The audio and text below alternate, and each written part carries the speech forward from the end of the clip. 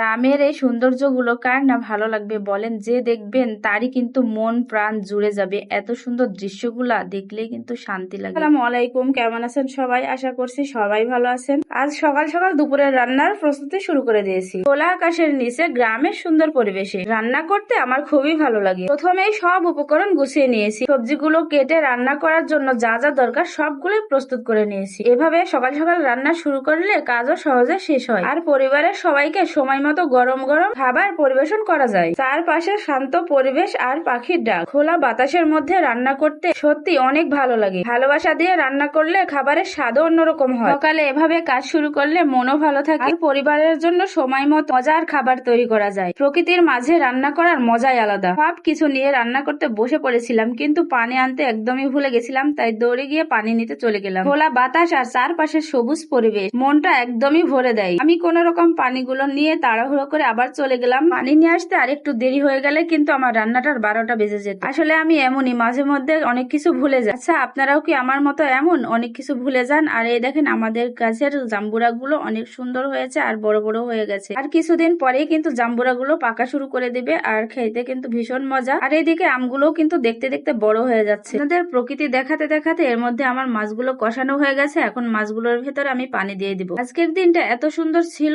এত সুন্দর খোলা বাতাস, তার মধ্যে বসে থেকে রান্না করতে এত ভালো লাগতেছে আসলে বলে বোঝাতে পারবো না। আমি আজকে রান্না করতেছি আর ভাবতেছি একদম মুক্ত পাখিদের মতো মনে হচ্ছে, নিজেকে মুক্ত মুক্ত লাগতেছে। কালের এই হালকা মিষ্টি মিষ্টি রোদ আর হালকা মিষ্টি মিষ্টি বাতাস, শান্তি আর শান্তি। আপনাদেরকে চারিদিকটা আরো ভালো করে দেখিয়ে দিচ্ছি। দেখেন আমাদের চারিদিকটা কিন্তু গাছ আর গাছ, সবুজ আর সবুজ। তারপরে কিন্তু আমার মাছগুলো কষানো হয়ে গেছে। আমি কিন্তু মাছগুলো অর্ধেকটা তুলে নেব, কারণ সব মাছগুলোই আমি তরকারির ভিতরে দেবো না। আসলে তরকারি রান্না করতে গেলে তরকারির ভিতরে বেশি মাছ দেওয়া লাগে না, অল্প মাছে কিন্তু অনেক স্বাদ হয়। তার জন্যই আমি অর্ধেকটা রেখে দিলাম আর অর্ধেকটা রাখলাম তরকারির ভেতরে দেবার জন্য। আর এই তো মাছগুলো কিন্তু আমি নামিয়ে ফেলেছি। তারপরে কিন্তু পটলগুলো কষানো হয়ে যাচ্ছে আর পটলের কালার দেখে বুঝতেছেন পটলের কালারটা মাশাআল্লাহ। আমি কিন্তু সব সময় এটা বলি, কালারে কিন্তু বলে দেয় তরকারির স্বাদ, বলে দেয় তরকারি কতটা মজা হতে পারে। আর আমি সব সময় তরকারি যখনই রান্না করি তখনই কিন্তু মাছের ঝোল দিয়ে তরকারি কষাই। মাছের ঝোল দিয়ে যদি তরকারি কষানো যায় তাহলে তরকারির স্বাদ যেন দ্বিগুণ বেড়ে যায়। তো আমি তরকারির ভেতরে কিন্তু পুরো